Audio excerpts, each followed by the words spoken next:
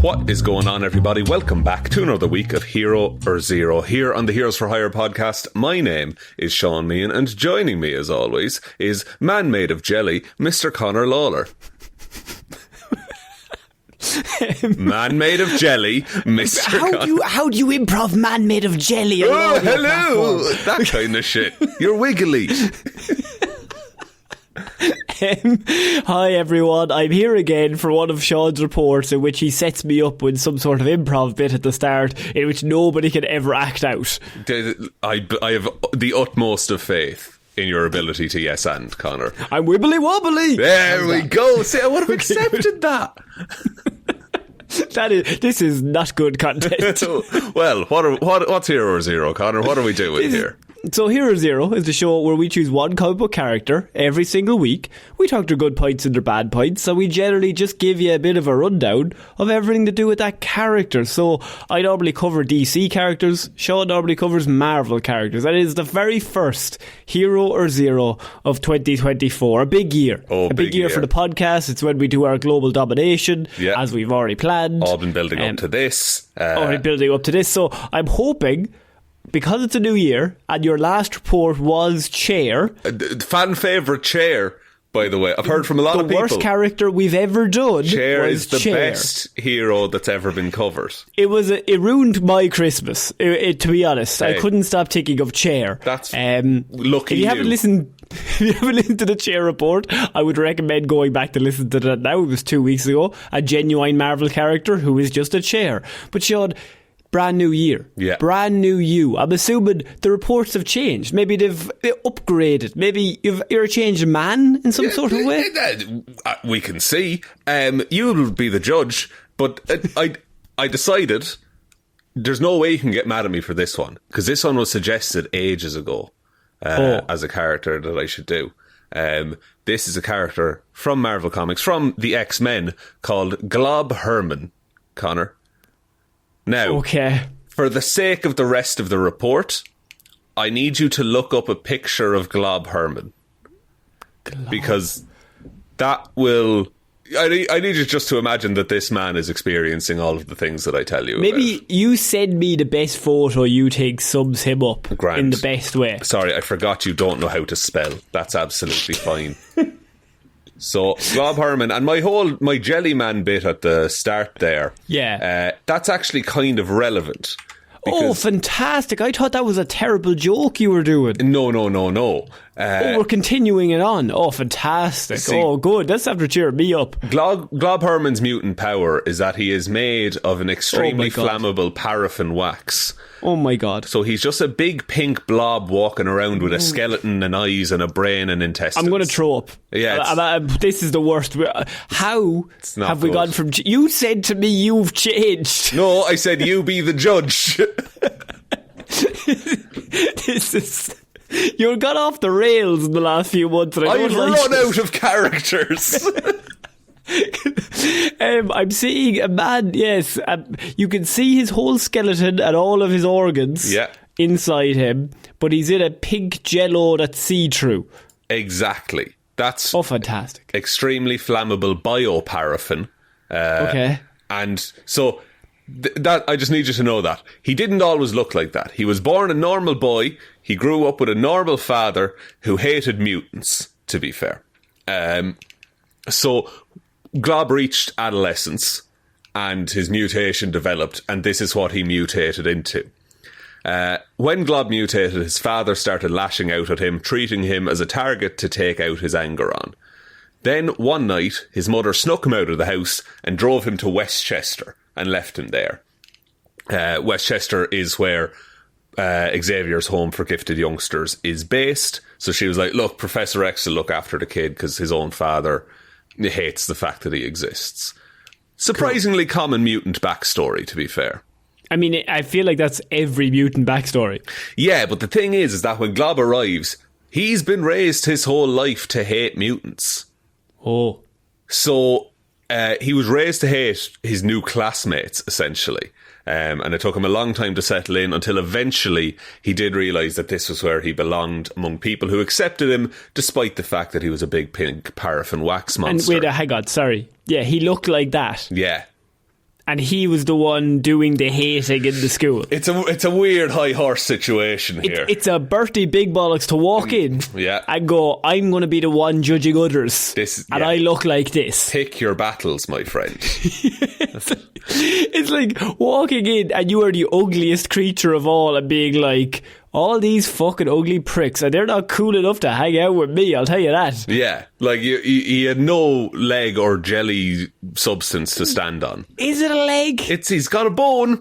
Does he squish when he moves? Oh, I'll get into this, Connor. Oh no, I don't like when you do that onomatopoeias. You specifically would not like this.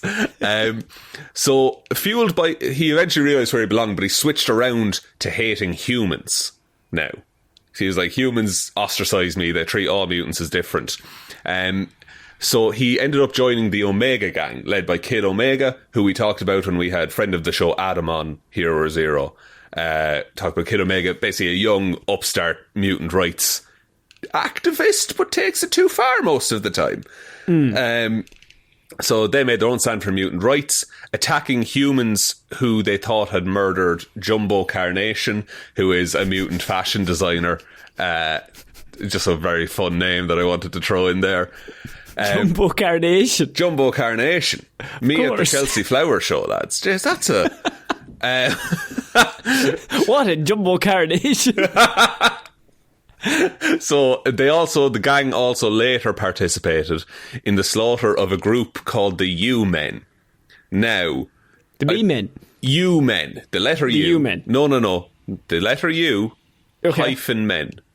Fantastic. So they're always going back at themselves. God, you're fucking... What? You know, I'm not always encouraging retreating. it. Stop it. Their whole thing is that they are humans who believe that mutants are superior and want to become mutants themselves. They do this. They're always the saddest things in all of these stories. Yeah, and they do this by kidnapping mutants and like cutting off their limbs and sewing them onto themselves and all this kind of shit. Oh my god. Bad people. So they just slaughtered a bunch of them. When the Omega gang instigated a riot at the Xavier Institute, Glob Herman, Herman we'll just call him for the sake of it, had one of his colleagues light him on fire as he ran after a bus filled with human civilians. They've been wanting to light that fucking prick on fire for months. See, he doesn't feel pain, and he has no powers other than being made of wax.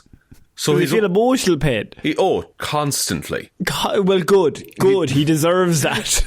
So he lights himself on fire, calls himself the Inhuman Torch, and just runs at people. That's his move. To be fair, if you were in a fight, even if you are Wolverine and you show up and you've got blades, or you're Cyclops with the laser eyes, and the other guy on the other side of the battlefield lights themselves on fire and runs towards you, it's a kamikaze move that's going to make you take a step back. It's the old rob a bank with a hand grenade kind of move. Yeah. Because it's one of those nobody expects it. The last person they'll set fire to is themselves, obviously. He'd have to be insane to do that. So he was eventually stopped by the X-Men. They covered him in cement to put out the flames. For his crimes, the X-Men sentenced him and the rest of the Omega gang to fulfill various humanitarian works and aid those in need, after serving a small sentence, specifically in human prison. So he had to learn to adapt in human prison society, and then they just went and did humanitarian I have work. A question. Yeah. How the fuck did that weird pink blob that you can see his bones from just looking at him? Yeah. How did he fare in the human prison is the question. Not great, but also it's prison. Like... He also can't be hurt, you know. I suppose that's it's a pretty good trait to have. Yeah, like it wasn't very long. It might have been like a week. I have a follow-up question. Go ahead. If you stab him, does anything ooze out? It can, depending on who's writing him at the time. Sometimes it's real viscous. Sometimes it's just like solid wax. Fantastic. So after M-Day, which is where 99% of mutants on the planet were depowered, Herman was the only Omega Gang member other than Quentin Quire to not lose his X gene. That's because he had no powers. Well, he probably would have liked to have not been a giant pink blob monster. Yeah. After finishing his humanitarian work, he returned to the X-Mansion and took part in the move to Utopia with the rest of the X-Men. He then moved to So then there was an event in Marvel Comics where Cyclops and Wolverine both started rival mutant schools, and Glob moved to the Jean Grey School for Higher Learning. So that's Wolverine's school. Okay. During a trip to the Savage Land, Wolverine told Glob that he was expelled. Wolverine is like, I know what you did in the past. I don't fucking want you. So Wolverine is like, you're expelled. You need to prove to me that you're worthy of being here. And just like lets him loose into Savage Land.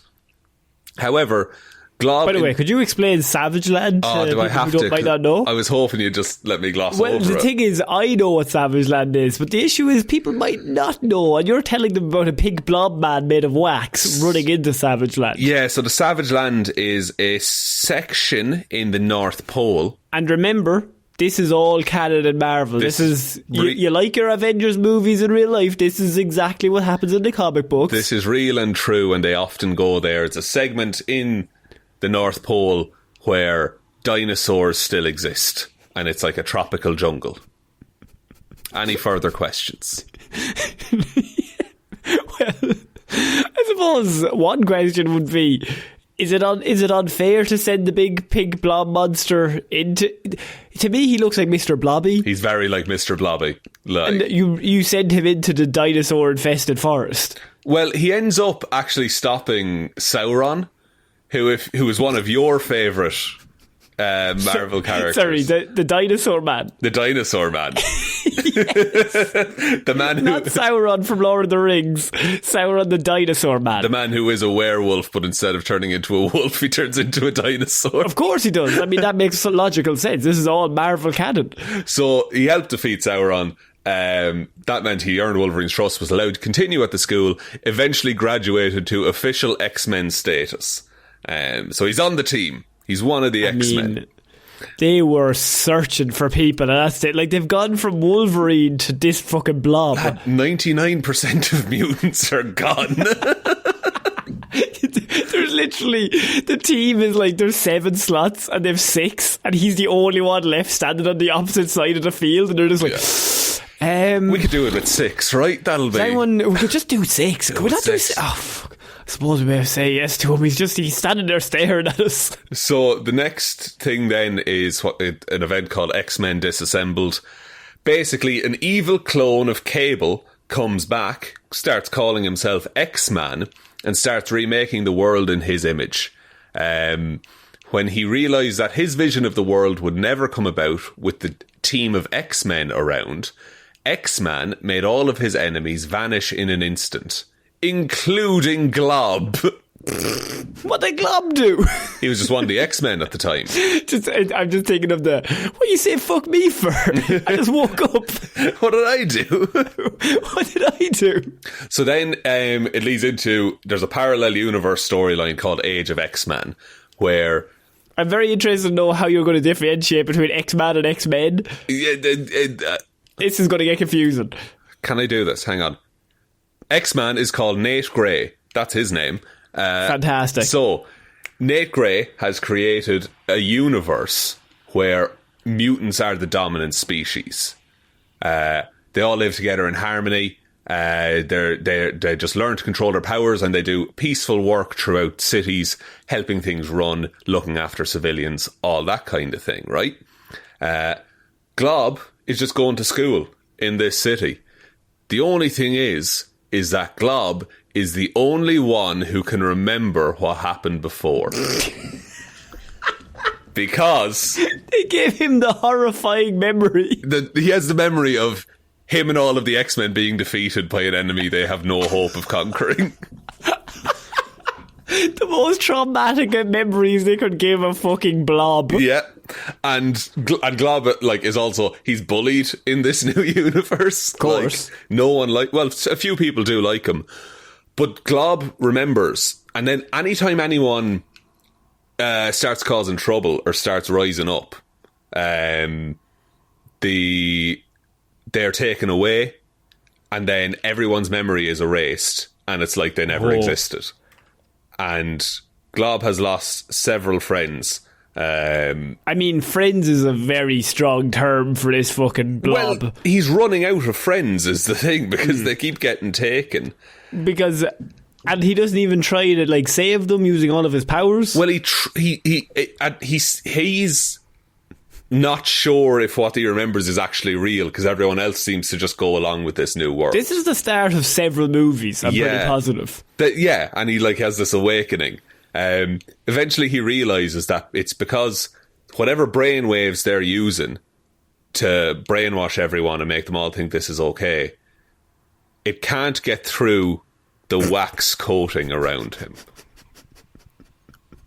So what you're saying is he needs to set fire to himself again. Well, kind of. Because what he starts doing is he gets the few friends that he has. This is an oversimplification of the story, but that's what this show is about. The few friends that he has, he melts his hands and drips wax onto their heads, so they too will be protected. And also very severely burned and scarred. Yeah, they do. A couple of them lose their hair. But they need to remember. He's no friend of mine, this weird fucking blobby man. So this is in a side comic called Next Generation. And it basically, Glob is like, no, this is it. I swear to God, this is the only way to do this. And so he leads them all to where the source of where the universe, it's called the life seed, where that came from. And then the X-Men have already taken it because they're under the control of Nate Gray in this universe. And it takes like alternate reality Magneto ends up saving the day, weirdly enough, brings everyone back, and then Glob is just back in the regular Marvel universe and he's just kicking around, but he again still remembers all of the horrors that he went through. I mean, it is a very funny character trait to give the most useless character like the most horrific memories that only he has to live with, the demons of what has gone on in the past. It's a horrible, horrible fate. And like, in terms of powers, he just has wax physiology. So he's made up of a bioparaffin. It's highly flammable, allowing him to light himself on fire and also fling bits of himself. He is also far more resistant to damage than any common human. He was physically unharmed when a bomb designed to blow up the Xavier Institute blew up on him. And, okay, I have a question. So he gets blown up. Does the little blobs, like, roll back together? Yes. Not that they're all sentient, but that they don't go far, because he's very, very durable. So he'll just, like, patch himself. But if they did go far, say I blew a leg off miles away. It's never come up. In theory, that's just his skin. So you blow it off, he no longer has a leg. Yeah. In theory, you can cut bits of him off. If I was Cyclops, I would take one of his legs and just fucking send it up in a spaceship. Just start lasering.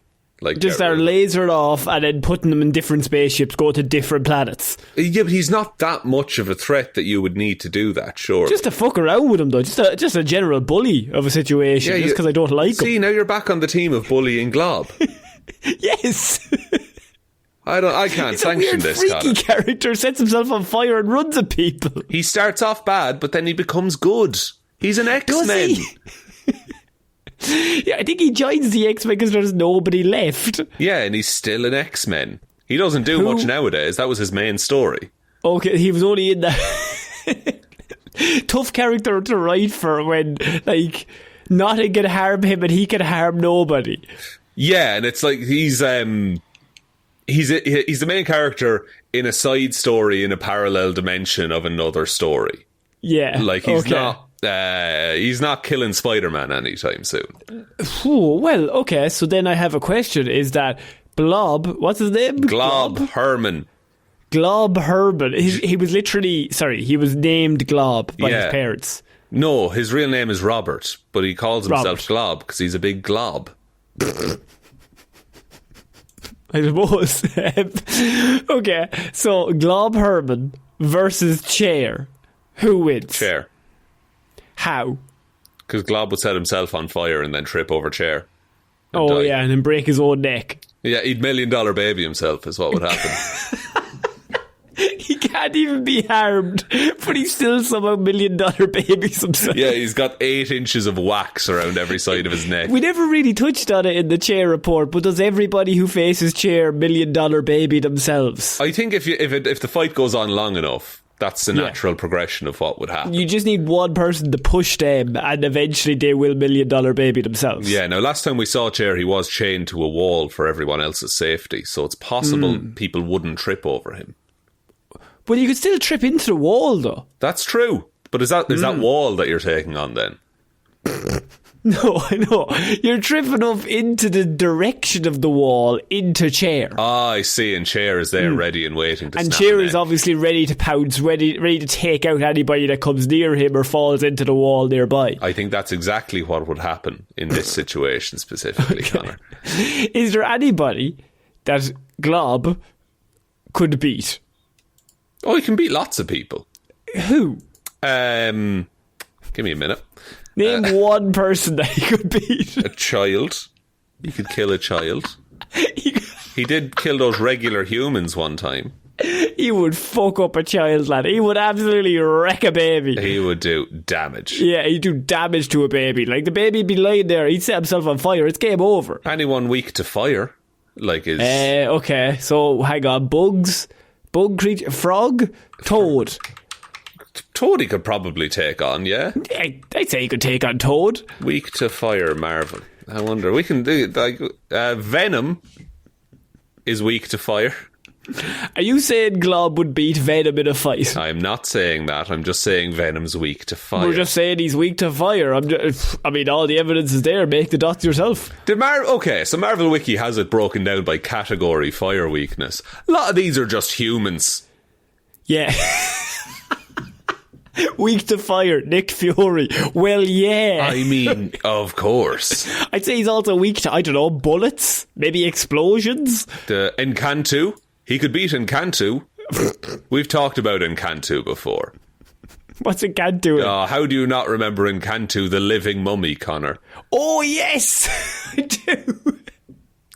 So he could just burn Encanto, the living mummy. Yeah. Okay. That's an old report, Encanto. That is very old. I think that was like Halloween maybe fucking 3 or 4 years ago. Yeah, it's not tasteful. And then Green Goblin, he's a man, he's weak to fire. Look, I think if there's one thing you can take out with this report that Shaun has so eloquently started 2024 with, Venom and Green Goblin could be defeated by both Spider-Man and a man who is a glob, named Glob. He's named Glob. Sorry, he's named Glob and he just is made of wax. Yes, he can melt himself and set himself on fire. That's it. What more do you need? Well, actually, you could do cool things in which, like, he could take bits of his arm off, light that on fire, like, throw it at people. He does that. That's one of his moves. Fantastic. But then he runs out of arm. Yeah, well, yeah, it is a finite resource. But you go back, you pick it up, put that back on. You have to have the, embarrassing moment where you run across the battlefield and, pick it back up and put it back on. Like, you have to go and collect all of your golf balls at pitch and putt. Like, it's not good. What a report, Shaun. I'm so glad we started the year with that. It can only go down. Can it? So last week I covered Calendar Man. That was more of a psychopath kind of vibe. Yeah. That was DC character kills people, kind of good at his job. You have Chair the week before that. We've have hundreds of characters that we've done at Hero Zero over the last few years. If you want to give any of them a listen, they're all on Spotify, iTunes and any of your podcast platforms. We are still looking for 5-star reviews on Spotify, would really, really help us out. What we would like to say, so someone said to me they don't know how to give a rating shot on Spotify. Oh, guys, it's very, very simple. If you're on the phone, hit the 3 dots. Yeah. And then it just says rate show. And then you can rate it there. And if that's been holding you back, that's fine. Yeah. It's a tough one. Look what I mean. And then, and if you've listened this far, just come on, do it. Give it. If you listen to the Glob I would maybe report, question your own life choices if you've listened this far. I have to be here legally. Look, it's fine. Maybe you listened to weird news that came out there last Wednesday. That was a good one. We did our top 10 weird news stories on Wednesday. If you missed that, that is basically a highlight show of all the best stories as voted for by you guys. And thank you all very much for all of the support throughout the last year. It's been really, really great just to see all the numbers going up and everyone just enjoying the shows, hopefully. And all the support over at the Patreon as well, with all the extra movie reviews and all the live shows and live hangouts that we're doing. But most importantly, other than all of the socials, all the links are down below if you want to support us in any way that you can. Just give us, I don't know, maybe just the goal, the dream of just telling one human being that we exist, I suppose. Just the one, please. Just the one. Just one. Yeah, just one. Someone said that they could get 5 people to give us a 5-star review, but that breaks the just the one rule. That's the thing. It wouldn't be genuine. It wouldn't be an honest 5 stars. That's the thing. So we also want the 5 stars on Spotify, but we want it genuinely. So you know what I mean? So we'll see what happens. But yeah, that is it for another week of Hero Zero. We hope you all enjoyed the show. I have been Conor Lorraine. I have been Shaun Mead. And we shall see you all next week. Bye. Bye.